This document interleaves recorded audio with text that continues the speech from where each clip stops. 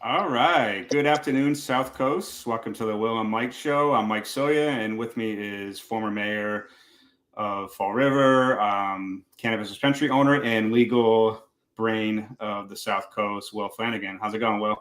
It's going great, Mike. Great to be back with you. I know I missed a show last week and a great show you had with Aiden Kearney, but it's great to be back here with you. A lot of topics to talk about, a lot of things going on here in the South Coast. So let's hop right into it. Yeah, so everyone out there, hit the share button. Let's get people on this. If you want to participate, ask questions, just post it and I'll bring it up. Today's topics, we're going to talk the Fall River and New Bedford elections. We're going to talk Israel, Gaza. We're going to talk Turtleboy getting arrested. If you haven't yet, checked out my interview with Aiden. I've interviewed him twice now. We interviewed him about the Karen Reed case, and then he got arrested, and then we interviewed him again, or I did on, I think it was Monday, right? And then we're going to talk about has trick-or-treating changed forever since COVID. We're going to go over that. But first, let's pay the bills, and here's a quick message from Baycoast. Baycoast Bank is your neighborhood bank, helping our community for over 170 years. When you bank with Baycoast, you can rest easy, knowing 100% of your deposits are fully insured by combined coverage provided by the FDIC and DIF. Isn't it good to know your deposits are protected? Trust the bank that has provided exceptional service and solutions to Southern New Englanders for generations. Trust Baycoast Bank. Learn more about the benefits of banking with Baycoast by visiting baycoast.bank. Member FDIC, member DIF. All right, so let's actually, just to get people flowing and get the juices going, let's jump right to the hot topic, which is Israel and Gaza conflict. We'll talk the elections and that kind of stuff after, but I think we can get some people involved. Ask your questions. Who do you support? Palestine or the Israels, or kind of stay out of it? What's your thing? And I would say, what's your take on the whole thing, Will? War's been going on since biblical times. If you think about the chosen people going to Israel, and since the times of the pharaohs, the land of the Israelites have been in question, and especially over the last 40 plus years, there's been hostility between Palestine and Israel, especially over the Gaza Strip.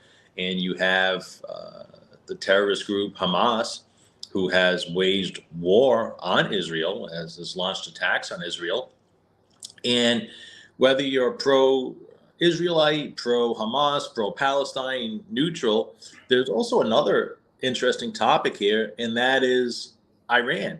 They're funding a lot of the Hamas attacks. So you're the USA, you have Iran, who's an agitator in the Middle East, also a non-ally of the USA, in my opinion, and in the opinion of many others.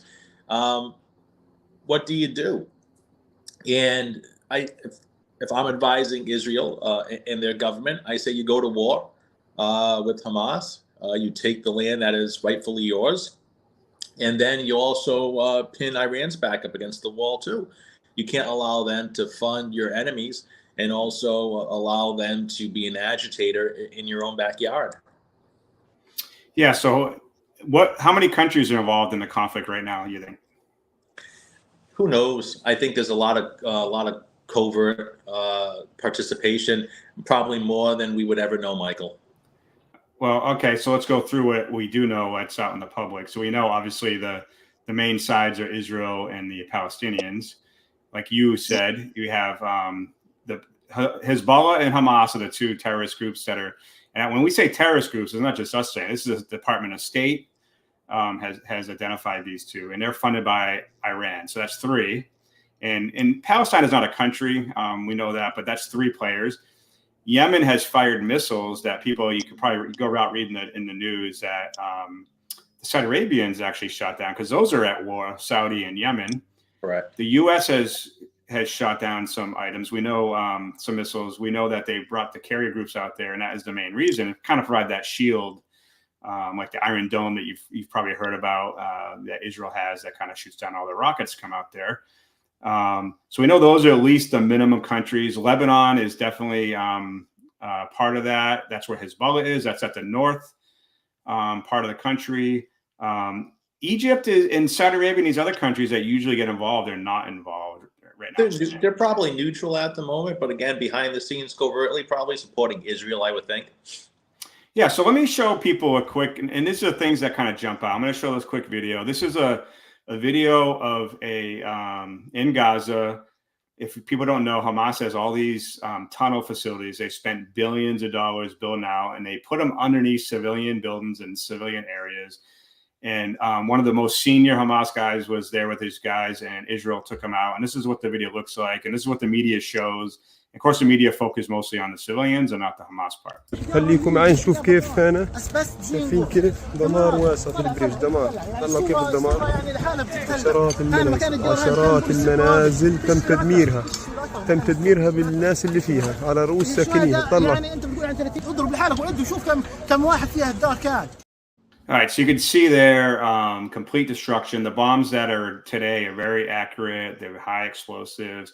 Some of them are penetrators. That's what I did in the Air Force. I was an Air Force intelligence officer. I did targeting.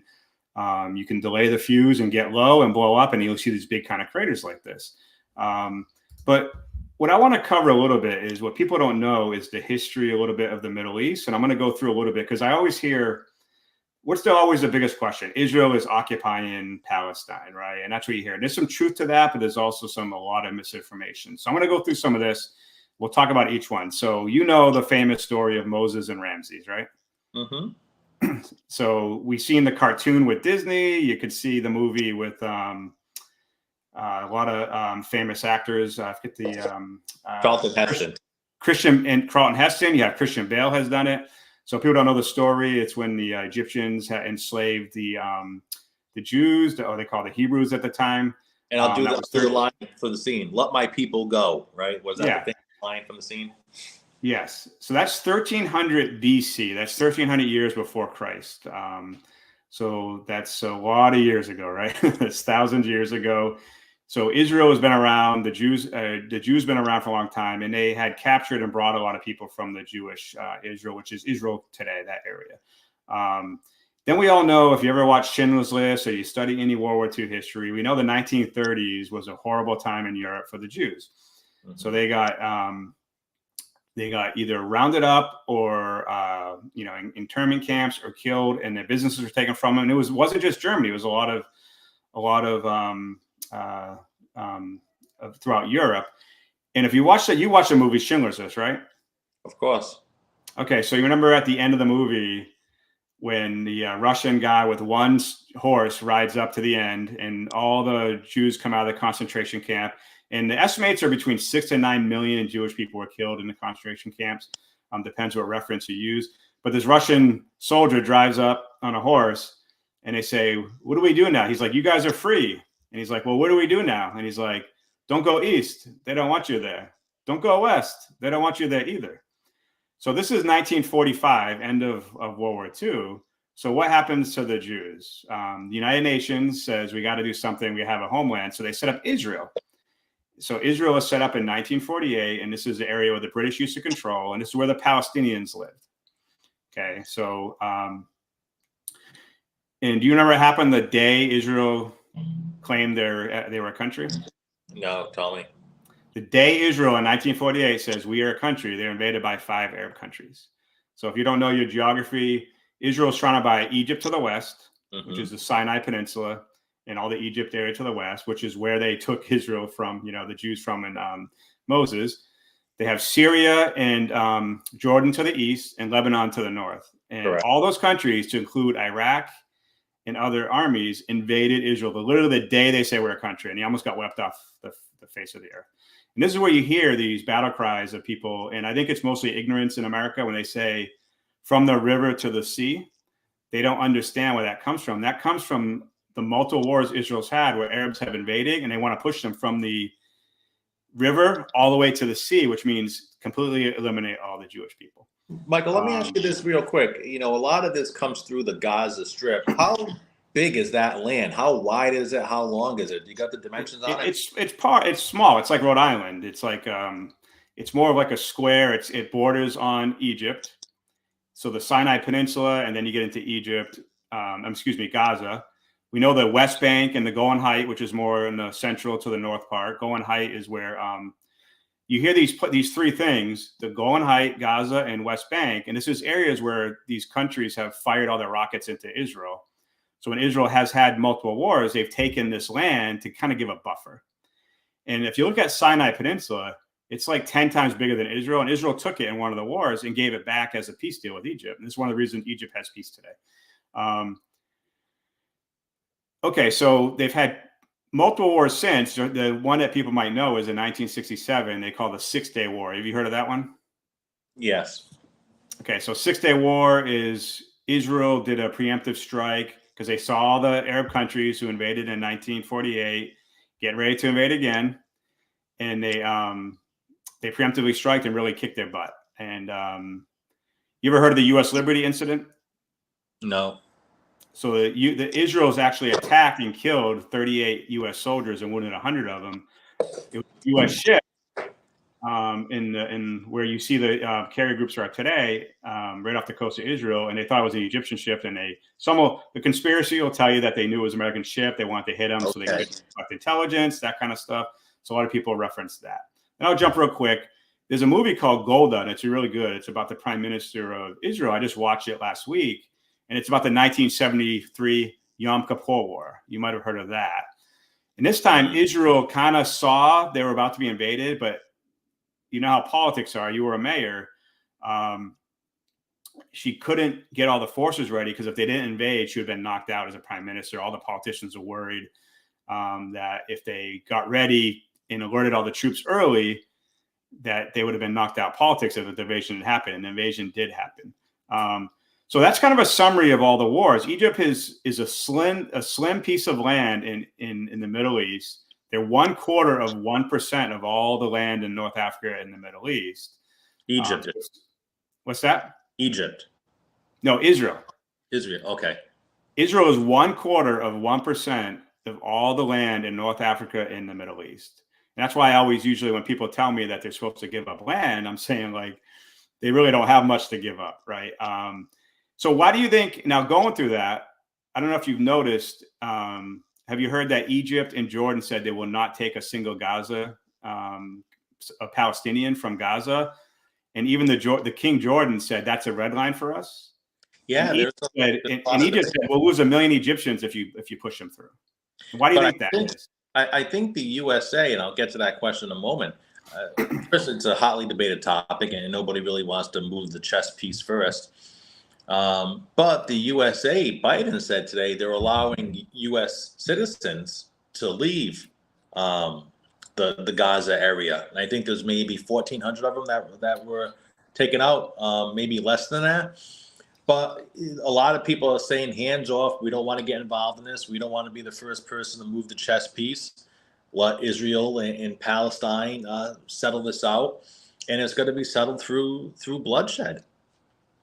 So they came up with a deal with Egypt, and Egypt said you can have foreign nationals with foreign national passports, and any severely wounded Palestinians can come into Egypt and get treatment.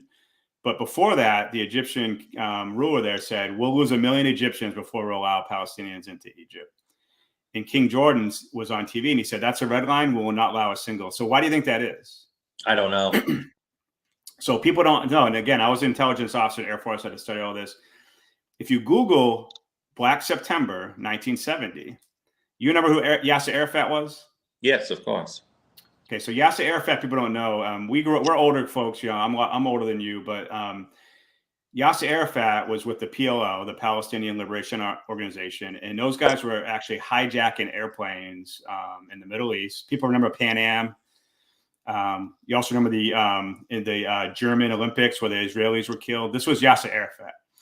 So Yasser Arafat, after these wars I just went through, 1948, 1967, Yasser Arafat in 1970 tried to overthrow the Jordanian government. A lot of corruption. Palestinians tried to overthrow Jordan, who welcomed them in. And then there was a war, and they say between 5,000 to 15,000 Palestinians were killed in the uprising. And then in 1991, Kuwait kicked out 200,000 Palestinians in a single week. Why is that? What was 1991? You're looking at the Iraqi War. Desert Storm, right? When Saddam invaded Kuwait. Well, Yasser Arafat sided with Saddam Hussein. So after the invasion, Kuwait kicked them out. So I think people have to understand when everyone says Israel is this, Israel's that, do you know what percentage of Israel is Muslim? I probably have an idea, but enlighten me, Mike. It's 20%. So 1/5 of the entire country, even guys fighting in this war right now. I could not name a single country in the Middle East that has more than 1% Jews that are Muslim-run countries. So the idea, and I'm just trying to lay this foundation a little bit so people can understand. I think I lost your camera there, Will. People understand that when you look at Gaza and you look at what Israel's going on, that really a lot of the Middle East does not like the Palestinians and won't take them in. Are you back? Okay, so that's kind of like the summary I like to say. And then when people say Israel needs to leave occupied land, Israel left Gaza in 2005. They completely left out, and that's when Hamas came, because it used to be Yasser Arafat with his called Fatah, right? But then Hamas won the election by 55 or 60%, more than any of our presidents have ever won an election. But let me ask you this too, Michael, and for the edification of the people who are viewing this right now, wasn't Arafat under indictment or investigation for corruption? He stole billions of dollars, and on his deathbed, people weren't trying to say, "Hey, we want you to," they weren't being nice to him. They're actually trying to interrogate him to where the money was, because he put all this money in like Swiss bank accounts. The money that flows into Gaza and Palestinian Authority area all heads. Like if you look at now, Hamas leaders are saying we're going to fight to the end from Qatar, right? So these guys are living in 5-star hotels and they're living in Qatar, right? So and Qatar's behind Palestine as well. So based on history, what I just kind of went to, and people say, well, who was there first? And you can't go religion because the Jews were there before anyone else. Jesus was a Jew, and Muhammad came like 700 years later. So you can't say, go ahead. We didn't highlight any of that, and maybe we can spend a little bit of time on it. You have all of the history there and land rights. We're talking about the legal background here. But there's a whole, and maybe even deeper than the legal argument, there's a whole religious argument. This is holy land. It's holy land for the Muslims. It's holy land for the Christians. Jesus' burial site, Jesus' crucifixion, Muhammad's, prayer sites. This is even probably deeper than the legal argument and deeper than land rights and who contractually owns the land. It's a religious war at the end of the day, right or wrong. Yeah, I would say Jerusalem is primarily Christian and Jewish, primarily because, again, Jesus was killed there. So that's like the most holiest. That's why Europeans had the Crusades, right? Because that was the Holy Land. It's the very the Wailing Wall you hear about all the time. It's like one of the most sacred places, and that's why Trump, who went against a lot of people and allowed Jerusalem, moved our embassy to Jerusalem. So it's very religious, because Tel Aviv was the capital. It still is. It's where most of the government is. But Jerusalem is kind of an enclave to the east, and it's its own little entity. It's kind of like if I had to say, it's kind of where the Pope is in Italy. It's kind of like his own little, land. But the most holiest parts of Islam is Mecca and Medina. That's where Muhammad was. That's in Saudi Arabia, right? So if I had to go in a ranking order, I'd say it's probably Christian, Jews first, and Muslims. But what you're talking about, and I think is rightfully so from a legal standpoint, this was Palestine. Right? Mm-hmm. So it was Palestine where Israel was on, but UN sanctioned it and created Israel. So legally it was, and they had to move out all these Palestinians. And that's what they say. That is when they say occupied land. These students that you see protest don't understand that Israel left Gaza a long time ago, 15 years ago. They want rightfully so. You highlighted it very nicely, Michael. It was the end of World War II. Europe was bombarded and brought down to rubble. Paris, Italy, Germany, England, all the way to the Russian borders was lit on fire. Tanks and rubble and missiles and bombs leveled all of Europe. And you had hundreds of thousands of Jewish people saying, okay, where do we go? Where's our home? What's home for us? Okay, we're released. We're no longer slaves in these concentration camps. Where do we go? And the world came together. The world leaders came together through the League of Nations or NATO. And they said, look, we're going to set aside this land for you, and we're going to carve up other land. Look, Russia got a lot of land, England got land, France got land, Germany got land taken away from them through East and West Berlin. But the world was different coming out of World War II than it was going into it, and borders and property lines were redrawn. To the winners go the spoils, right? To the winners go the spoils. So now how can you say 80 years later they're still fighting over this? They are. But if you look at Israel, you can find maps that predate Christ where the Jews lived in that area. So in my view, it's kind of like you remember the Kosovo War? No. Serbia. So in 1999, Kosovo, yeah, of course. Yeah, Kosovo, right? So Kosovo, the reason that war kicked off, and I was in Italy in 1999, I was supporting, help save the Serbs. I was flying out of Italy. We were going to war against the Serbs. The reason why the Serbs went to war is because of Albania had a pyramid scheme and their whole economy collapsed, and most of the Albanians flowed into Pristina. So Pristina went from 10% Albanian to 90% Kosovo Albanian. And then they tried to break away, and Serbs said, no, you can't. Right. So it's kind of like, I guess, if you said if like a bunch of migration into Texas and they said, now we're part of, we're our own country now. Like America might say, no, you can't do that. Right.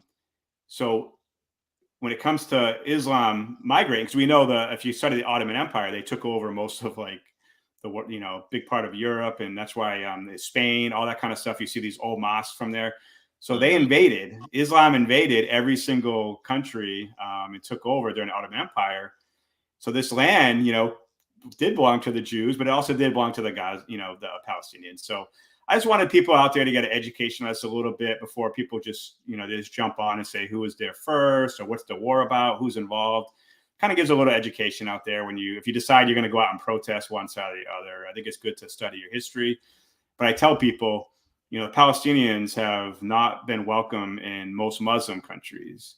Jordan is the only country in all of the Middle East that actually allows citizenship for Palestinians. No other Muslim country will take them in. And my theory behind that is they want a Jewish Vietnam like we had.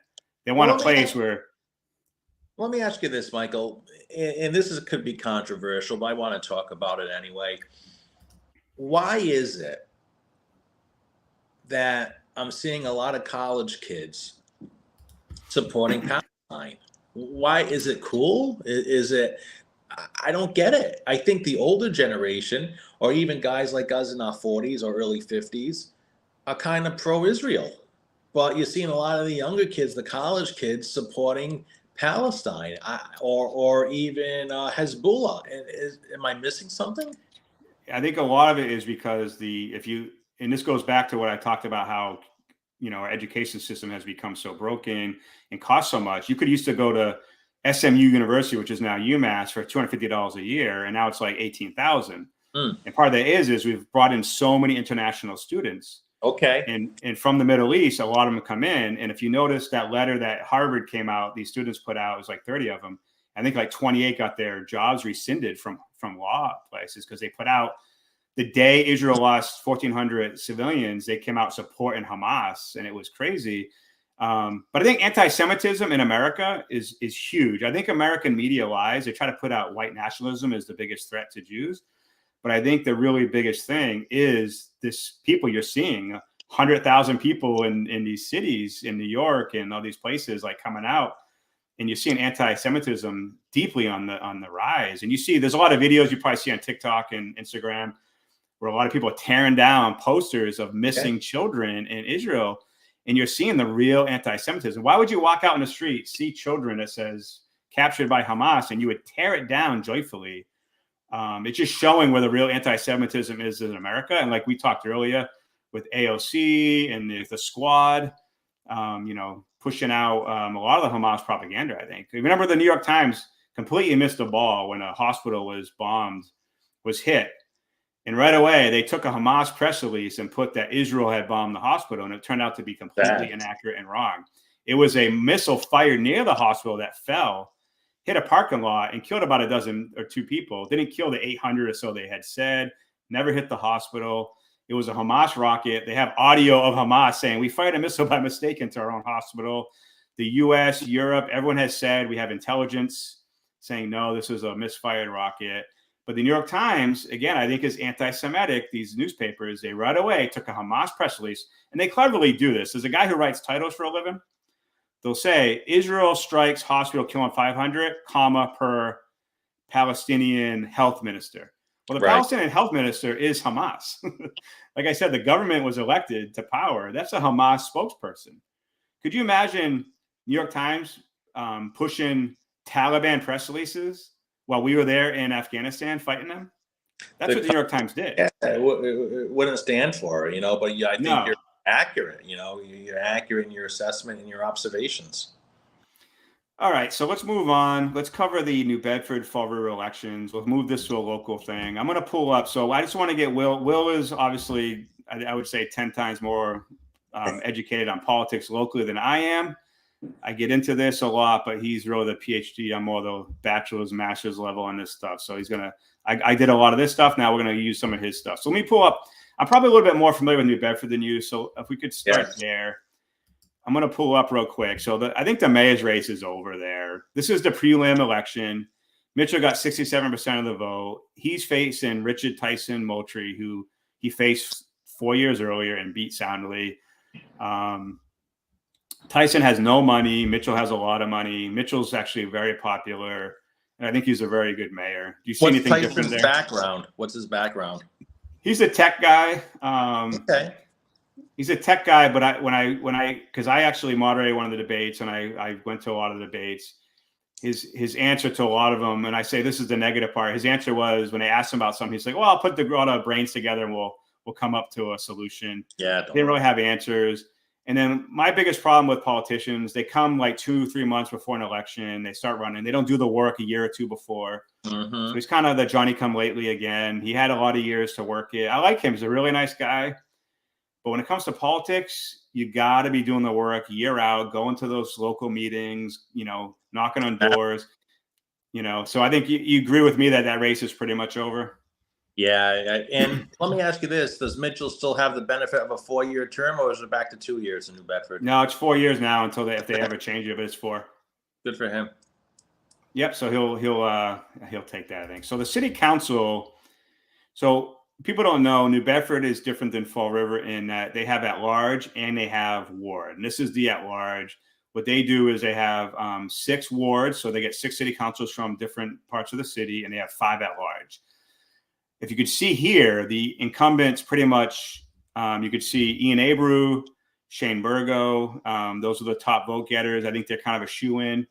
Naomi Carney, Brian Gomes, Linda Morad. So those are your guys. And you can see there's 2 people, Devin Burns and Scott Lima, who are kind of approaching, and they might do pretty well. Those are the only ones that could possibly unseat anyone. Now, Devin Burns, have you ever been to Destination Soups? Yeah. He's the owner of Destination Soups. Okay. And Scott Lima was a ward councilor, and he's moving to at-large. He was from Ward 5, I believe. He's vacating that to go to at-large. So I think he has the best chance. Devin's very likable guy, downtown business owner. Really tough to say if the incumbents get knocked out, but those are the 2 that have the best chance, just based on the preliminary results. Yeah, and just looking at that at-large screen, Michael, you look Ian Abreu, name you know. Shane Burgo's a name you know. Naomi Carney, been around forever, the name. Brian Gomes, been around forever. Linda Morad.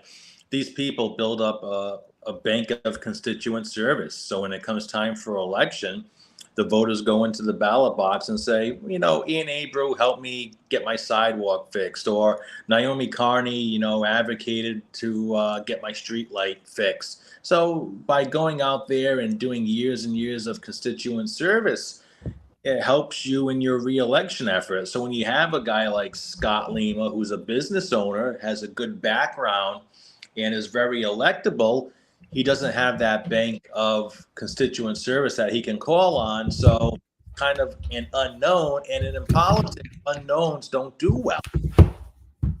Yeah, exactly. And you have to retire to fill a seat, basically. Ian came in because Al's had retired. Correct. And that's how Ian got in. So you have to kind of retire and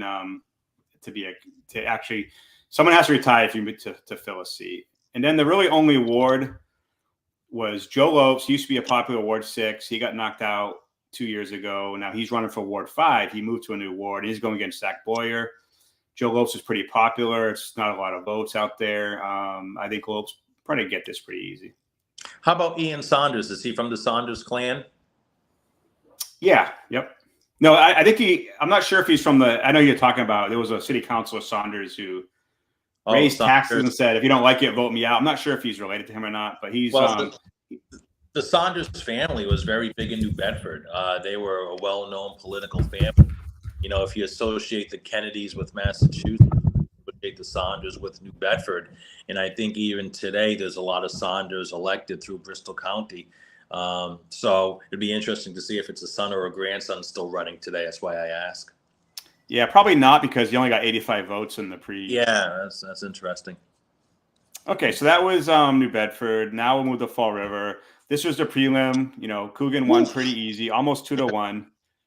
I don't think, Vandal voters really knew what they were voting for, but no, he's a character. It's tough to figure out if this will change. I don't think it will. I mean, you're going to get a higher turnout in the next round, in the final election. But do you think this changes at all? Well, let me get controversial with you for a moment, okay? And this is where the people at home can turn up the volume and really focus. During the Channel 12 debate, Sam Sutter said that the FBI is back in Fall River. What the hell was he talking about?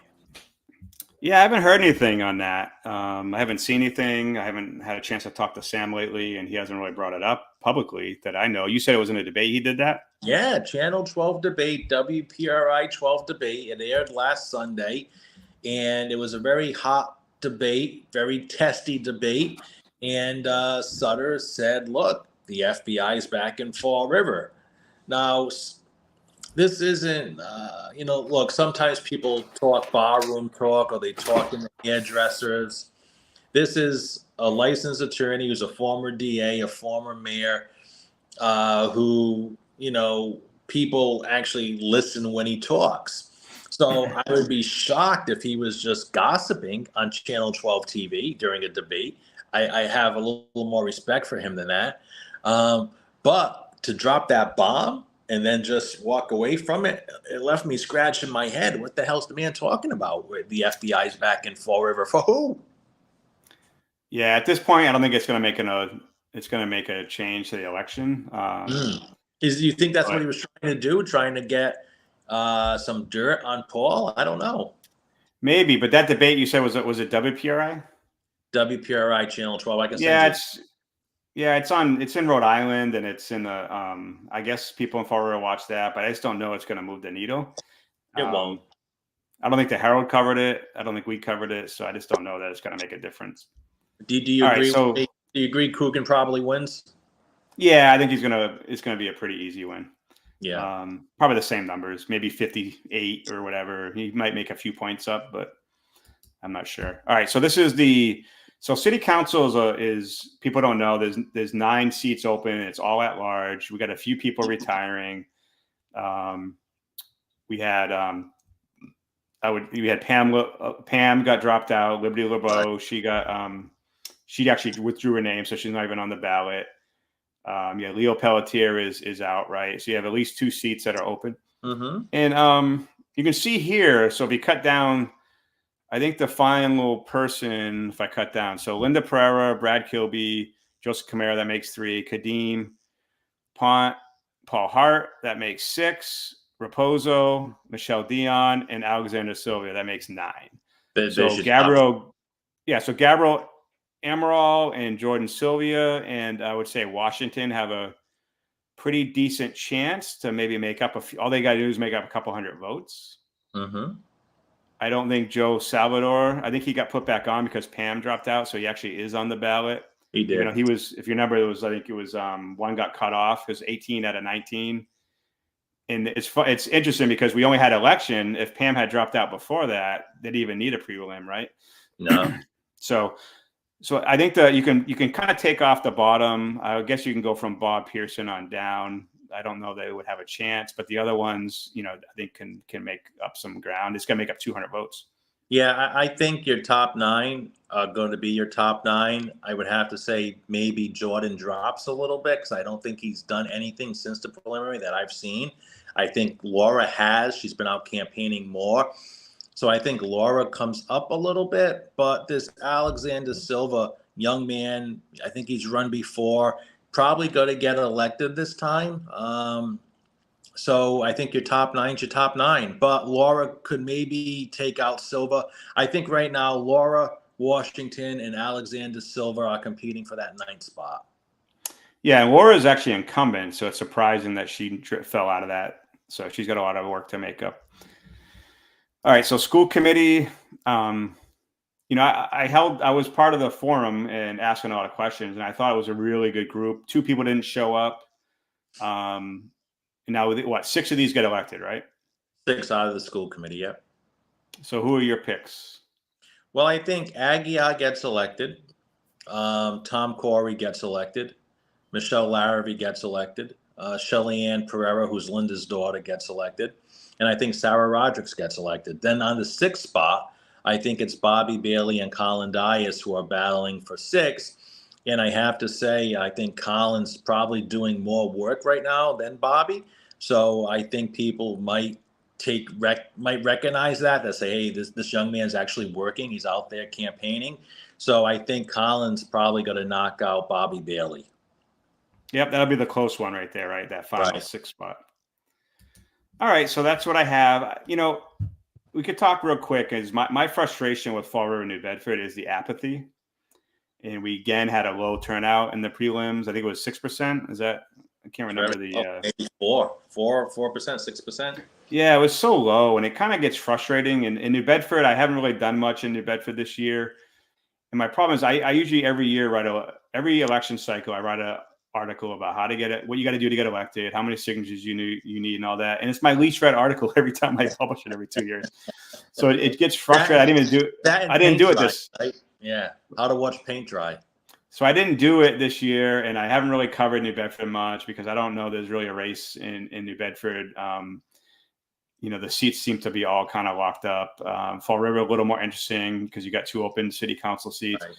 But the apathy is how, in my view, corruption thrives in a city, right? If no one cares, first of all, if no one runs, in New Bedford, I think I think 4 out of the 6 or 3 of the 6 are unopposed in the wards. You barely have people running, for the at-large seats. And I don't think there's a serious candidate for mayor. I like Tyson a lot, but I just don't know he's a serious candidate. And then Fall River, I think Sutto's a serious candidate. But I think, he is running his law firm. He's got to still do that. And it's something I think you need, because you've done it many cycles. You did 4 cycles of elections, right? Yeah, including the recall. You can't be a part-time campaigner, right? Not in the final 60 days. The first time I ran for office at the age of 29, I took a leave of absence from my job. So from August to November, August, September, October, November, 120 days, I took a leave of absence. I wasn't working. I wasn't making a paycheck. My full-time job was knocking doors because I really wanted to be mayor. But let me just go a little further with you, Mike.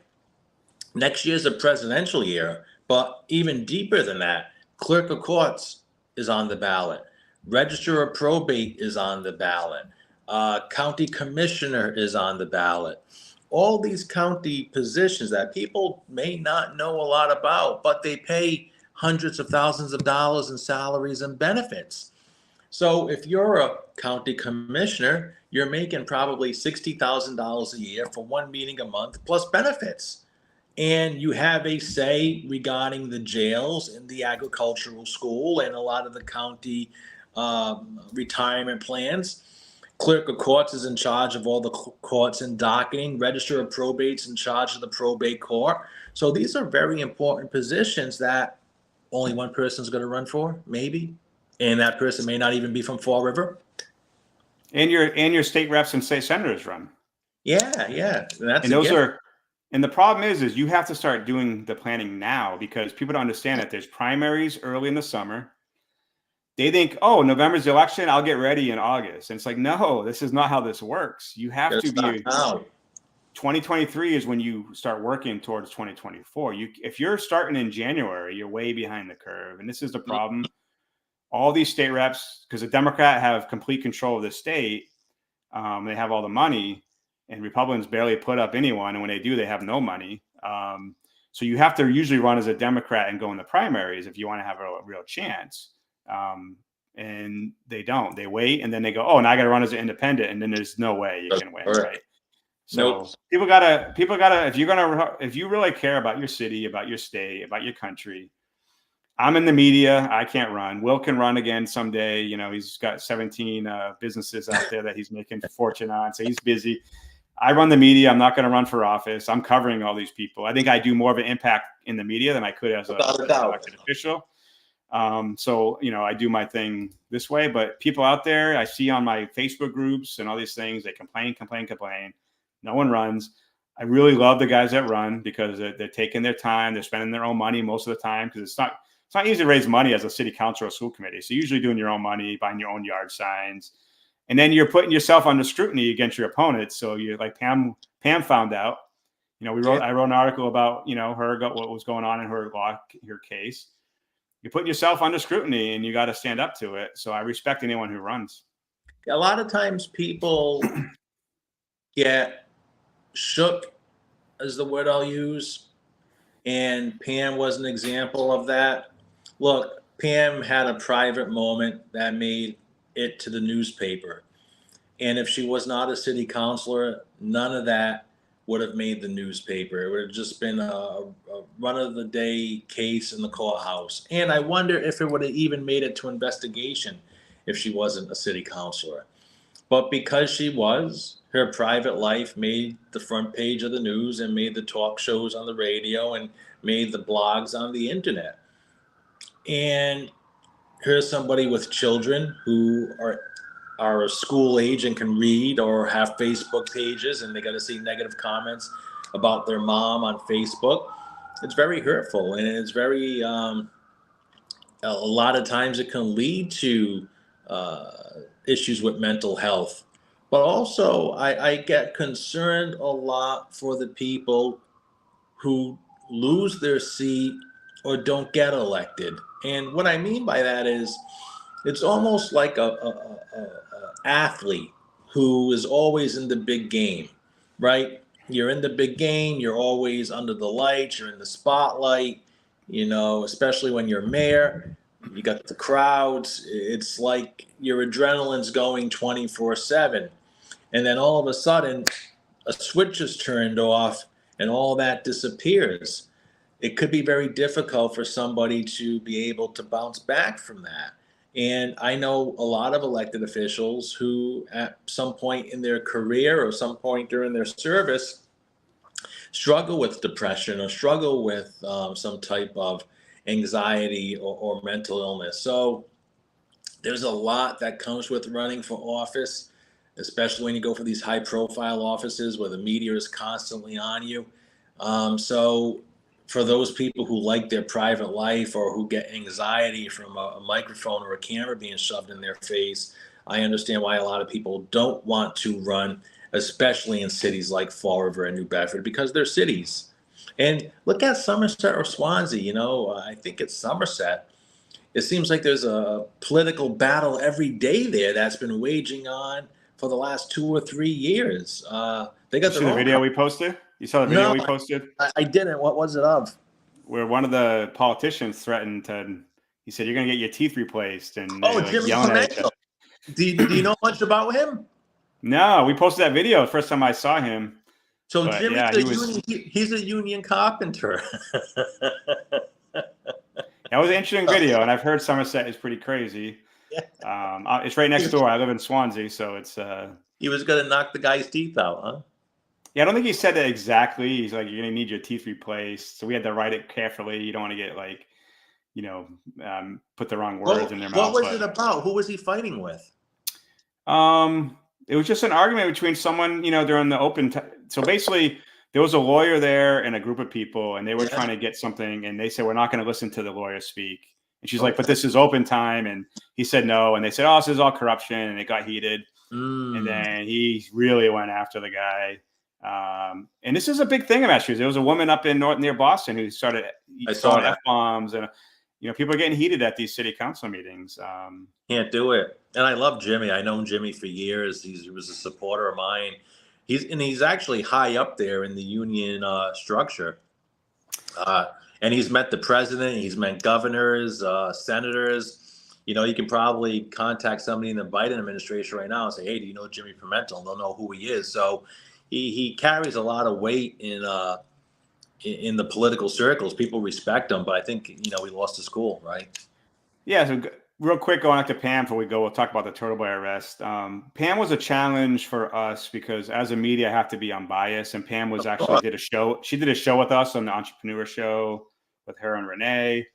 You know, she did 3 episodes with us, and, you know, we had a little bit of ties with her, but then she dropped out of that because of these legal challenges. And it didn't sit well with me a week before the election that she had dropped out as the vice president, but not as city council. And that's why it just didn't sit right with me. And I had to write an article. What does it say about Fall River if they reelect Pam? I just had to show the press release, the police reports. And I think we had an impact on what happened with her. And that's kind of what I think the media has to do. Whether you like the person or not, you got to cover it. You have to, or you lose credibility, Michael. You know, it's something you have to decide that, look, am I going to be a journalist, or am I going to cover the stories? Even if it's my mom or my brother that end up making news, am I going to cover it fair and unbalanced? I'll give you an example of the Cuomo brothers, right? Because the Cuomos were in hot water, and one was working for CNN and didn't do the proper coverage. CNN had to let him go because he wasn't. Yeah, he was horrible. Yeah, so, you know, he was passing information from the woman to his brother. That was crazy. He interviewed some of the women, and then he would pass information. That was crazy. That guy was a dirtbag. So if you guys do it right. So let's go to Turtleboy. You didn't get a chance to watch my interview on Monday, but so I interviewed him because he was arrested. It was an interesting case. What are your thoughts on that? He likened it as the freedom of speech and freedom of the press is on trial. Is that kind of, you agree with that? Yes, but, you know, it's like nobody, I think, was shocked that the police arrested him. And I think maybe deep in his heart, he wanted to be arrested, I think, because he was really going for the gusto. He was no holds barred, showing up at these people's houses, showing up at their places of work. And I don't think he has any regrets. I think he did what he did knowing that someday the police were going to kick in his door and put the silver handcuffs on him. And well, legally, so as a journalist myself, most of the public is ignorant to what the laws are in Massachusetts for media. And I'll give you a few examples. They'll say, we'll get a video and someone says, "I didn't give you permission to use my video, to use me, to film me." That's not how it works. Anyway, if you are in a public space, and even if you're on your own land and I'm on a public space, I can still film you. So Will Flanagan could be nude sunbathing on the top of his patio, and if I'm on public space and I film him and put that out there, I can legally do it. You can sue me all you want, but if I'm on a public spot, there's nothing you can do. So you're not supposed to be nude on your house, in your yard or like that. Children can be filmed. I don't have to. If a kid is at a parade and I'm filming the parade, the mom can't say, "Take me out." Now, we do take stuff off when people ask us, but I don't legally have to do it. Now, I can go to a public sidewalk and you walk out and I stick a camera on your face, and there's nothing you can do. Now, I cannot impede your progress. I mean, if you're walking, I cannot step in front of you and stop and make you walk around me. That's illegal. That's actually when you start getting it. I don't know if he's done any of that. I don't think he has. But I can go to Will Flanagan's house, stand in front of his sidewalk.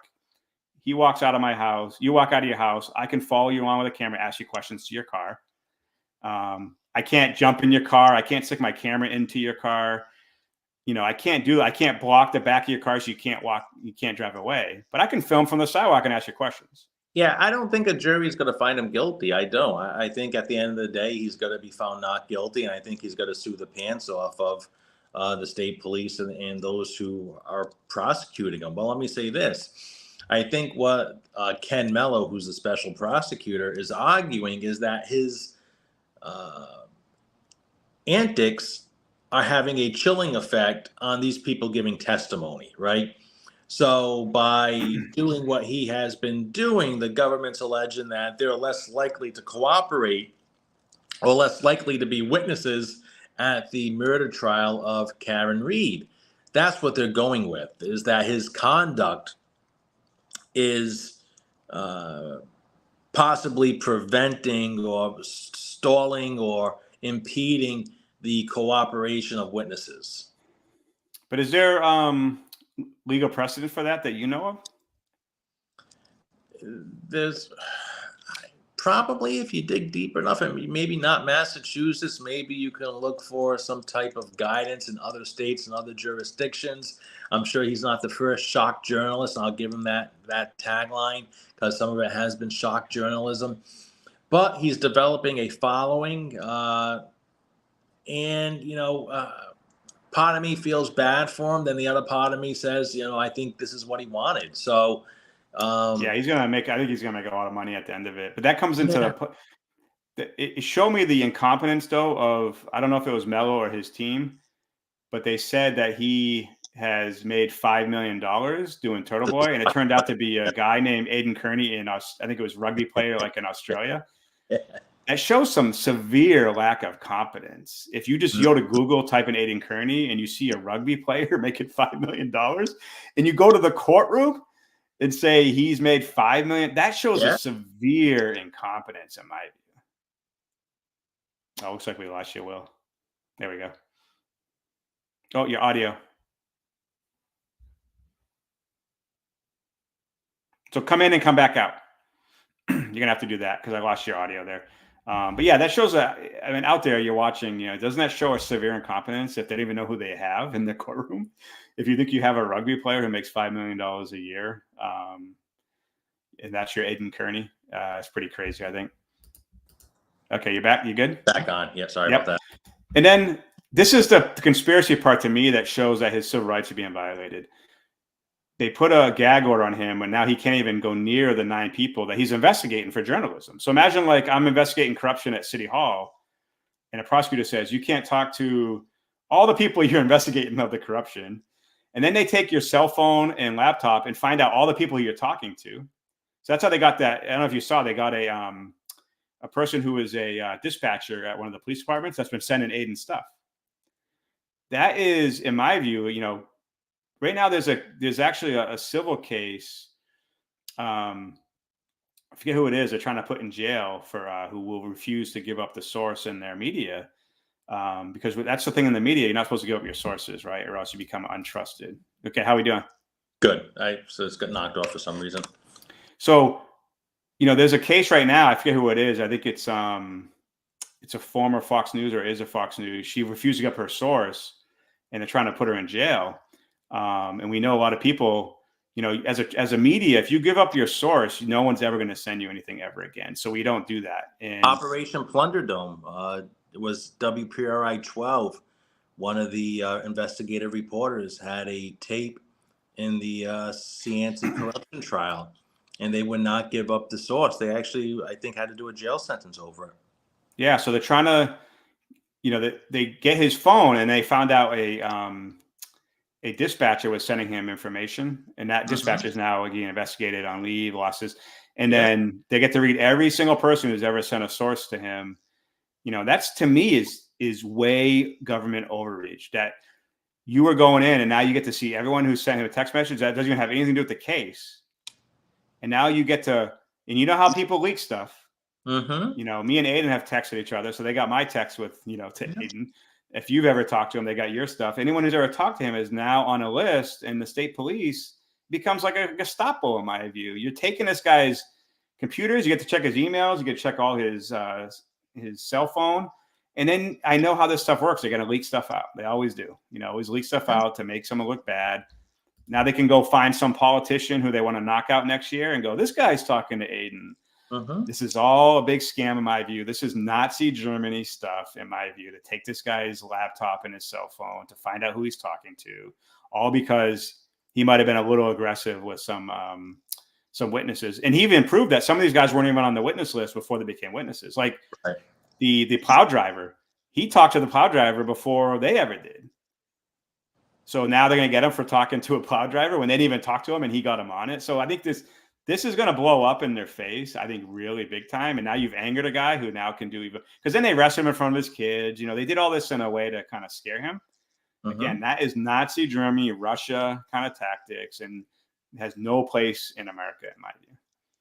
No, and look, what prevented the state police from, all right, let's say you feel you had probable cause. Let's say deep down in your heart, you actually believe what you're doing is right, and you're doing it for the right reasons. All you had to do was summons the guy to court. All you would have to say is, look, here's your summons date, appear in court for your arraignment. They basically sentenced SEAL Team 6 to take him down, right? And people he's investigating. So it's obviously they sent the message. Now, whether they made him back down or made him beat his chest, time will tell. I think it's going to be the latter. I don't see this guy backing down, and I think it's going to be a scorched earth, and we'll see who's standing in the end, whether it's the government or Aiden. So apparently they were sending cops to Case's house for days to find out when he was doing it. And then you send like 6 police officers. What kind of resources, how much of a waste of resource? And like you said, they could just send him, they could have sent him a summons, right? A sheriff shows up or a person shows up, gives you a summons to go to court. And they saying he was a flight risk. Well, he was going to go, I guess he was going to go to Australia and play rugby with his $5 million, right? Possibly. This is a complete overreach, and we're going to write about it. And they need to be embarrassed. All right. So the final thing I want to talk about, we're already a little bit over. Judge clears away for immediate Massachusetts family shelter cap. Legislator has failed to act. So I'll just do a quick read. So on Wednesday, they denied a request. People wanted to make it. So basically, people don't know, Maura Healey is putting a cap as of November 1st on any more families that can be taken in. And the judge ruled in her favor, saying she could. That's the gist of it, right? So we're spending $45 million. That's going to go up a month. They're now behind. I think they said they need another $250 million to actually, support this. We are at twice the people in the shelters and hotels that we were a year ago. $40 million a month being spent, like I said. And now we've capped it off going into winter. So American family members, veterans, your neighbor, if they become homeless because they can't pay the rent this month, they are on the street because there's nowhere to go. Right? So some guy who walked across the border last week is living in a hotel at $300 a night, but your neighbor who grew up, is now heading into the woods in Fall River in the wintertime. And that's the stuff that angers me, Yeah, the broken system, Michael. And I think the law is being misinterpreted. You as a lawyer, the law came out in 1983. The right to shelter law was for pregnant women and specific family members, which I believe should be taxpayers, people who paid into the system. They should have a chance to go in. If you served your country, in Vietnam or whatever, and now you're homeless because you have mental illness, we're going to send you to the street. Then my question is this: where are these people going to go once the time runs out? Back on the street. Yeah, and try to rent apartments, which our rents are already really high. They're going to, if you saw, Maura Healey is getting the federal government to waive the law so they can actually go get jobs, right? So that means, I always say, and it drives me crazy, the reason why Massachusetts has to force minimum wages from $8 to $15 is because you keep putting a supply of the labor that will accept $8. Until you can actually, you stop putting let's say we had 1,000 people a year looking for rentals in Fall River. Now you got 2,000. What's going to happen to the rents? Right? So these people are going to go homeless, or they're going to go into the rental market, and then you all are going to pay for it. Or they're going to get Section 8 housing. You're going to get all these benefits. I did an article on Tony Cabral. We wrote an article because he hides under his table in his office. We've called him. We've emailed him. He refuses to get back to us. So I wrote an article saying Tony's basically hiding under a table somewhere. He wants to give him cash benefits. If you just walked across the border, you're going to get taxpayer cash and a house and Section 8 and SNAP and all this kind of stuff, while our veterans are on the corners begging for money and living in the woods. It's a broken system. It's a broken system. All right, so let's end it with that. Actually, I want to do one little quick. Well, Tuesday, don't forget Tuesday, election coverage, you and I. Well, let's do a quick thing, the trick-or-treating thing. We got a few minutes here. Okay. So let me just play this quick video. Johan, ven, Johan. Es que yo jalé primero el letrero. Apúrate, niño. Apúrate.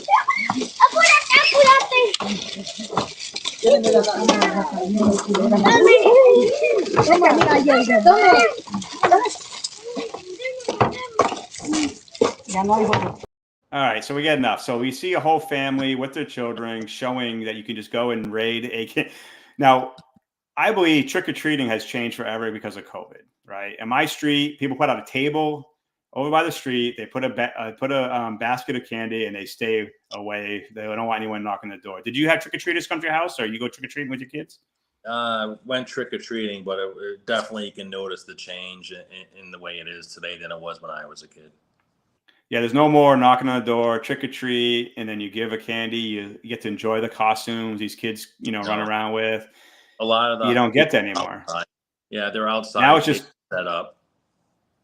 And the problem is, like that video shows, is you put it out there, and the first kids who show up take it all, and then the other kids come by and don't get any of it, right? So it's it's probably not a bad thing if your kids don't get 20 pounds of sugar, right, to eat for the next month. But it just, I think that video shows kind of where we're at now after COVID is people now we don't enjoy Halloween anymore. Now it's more for adults to dress up. What girls dress sexy, guys dress crazy. And then we put a candy out on the street or out in front of our door, and we don't even have a Halloween anymore. No, dance to some music, take a couple of shots, and call it a night, right, at a Halloween party. All right, so tune in on Tuesday. Me and Will cover fall elections. Paul Santos will cover the New Bedford elections. We'll be covering it all day. Will does his great drive around the city. I think you're going to do that drive again. Yeah, we're going to do it together, right? Yep, I'll give you access to the. We'll either do it together. Or I'll give you access to Fall Reporter. Yeah, just go live and talk. Yeah, and then we'll go run around the city, and then we'll cover election night, the results. And so tune in, guys. All right, Will, I'll see you next week.